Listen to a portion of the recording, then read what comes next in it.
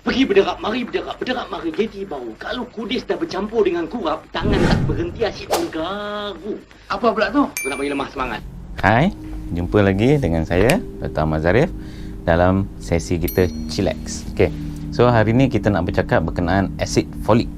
Okay, so kita nak tahu kebaikan asid folik pada orang lelaki pula. Kita asyik cerita untuk orang perempuan kan. So untuk lelaki pula lelaki kena makan asid folik untuk subuh. Betul ke?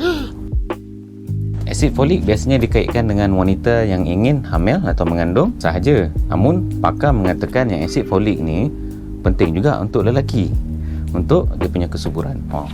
Wah, ingatkan kesuburan untuk wanita je, rupanya untuk lelaki pun okey.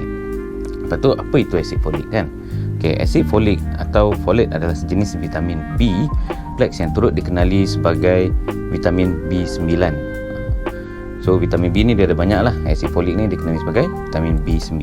Folat boleh ditemui dalam pelbagai jenis makanan, manakala asid folik pula dia didapati dalam suplemen. So dia dah ekstrak, dapatkan asid folik tu saja dan dia buat suplemen. So yang biasa orang perempuan makan, kadang kita pergi kat klinik kesihatan dapat asid folik semua tu kan. Kadang ada orang untuk dia punya darah rendah, dia punya darah bukan tekanan darah rendah, so dia pun diambil tu untuk naikkan dia punya volume darah dia. Yang asid folik tu. Apakah manfaat asid folik? Nutrien ini sangat penting untuk tubuh badan menghasilkan sel darah merah yang normal serta mengurangi risiko komplikasi kehamilan, sakit jantung, strok, kanser serta Alzheimer. Ia juga membantu dalam proses penghasilan, pengubah sayap serta fungsi DNA. Mengapakah asid folik baik untuk lelaki? Okey, kalau mengikutkan kajian untuk kesuburan lelaki, dia kata ia mengandungi nutrisi yang memberi impak kepada kualiti genetik sperma itu.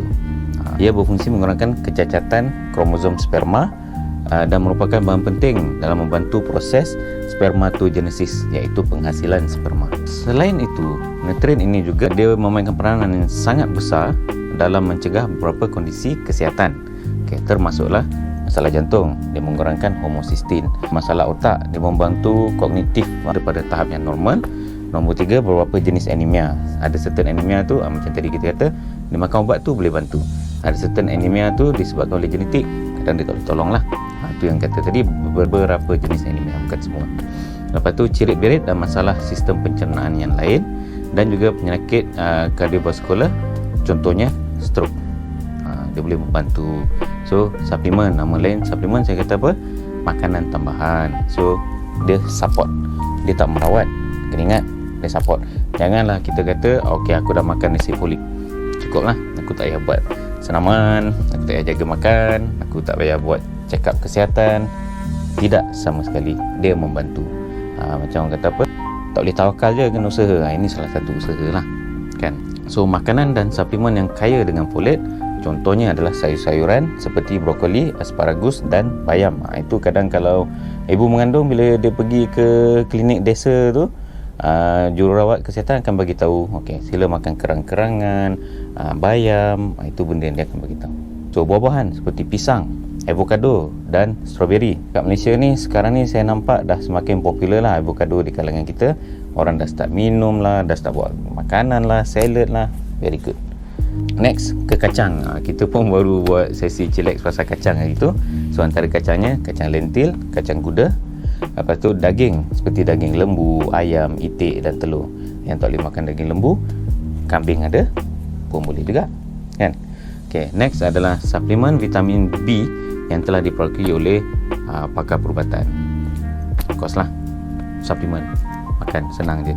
Mungkin kita nak kena makan 2-3 kilo daging untuk dapat satu kapsul tu. Kan senang, pap, minum air, habis. Satu hari sekali. Apa kesimpulan kita dapat pada hari ini adalah asid folik ni penting, bukan sekadar untuk lelaki, untuk wanita juga. So untuk wanita, macam kita tahu, kesuburan, untuk kurangkan komplikasi ketika kehamilan, dia mendatangkan pelbagai manfaat. Lelaki juga pakar dah saran untuk ambil. Pakar dah buat kajian dia, kita dah tak payah buat kajian kita dah, ambil. Dan ada je report tu kalau kita nak baca, kalau rajin bacalah, sesuai untuk kedua-dua, lelaki dan wanita. So, ia juga mampu mengurangkan kecacatan kromosom sperma dan merupakan bahan penting dalam proses pembentukan sperma tadi, macam kita kata spermatogenesis. So kuranglah sikit risiko untuk mendapatkan kandungan yang cacat, yang ada beberapa masalah. Okay, alright, so itu saja untuk kita punya sharing chillax kali ini. Jumpa kita lagi next time. Alright, take care.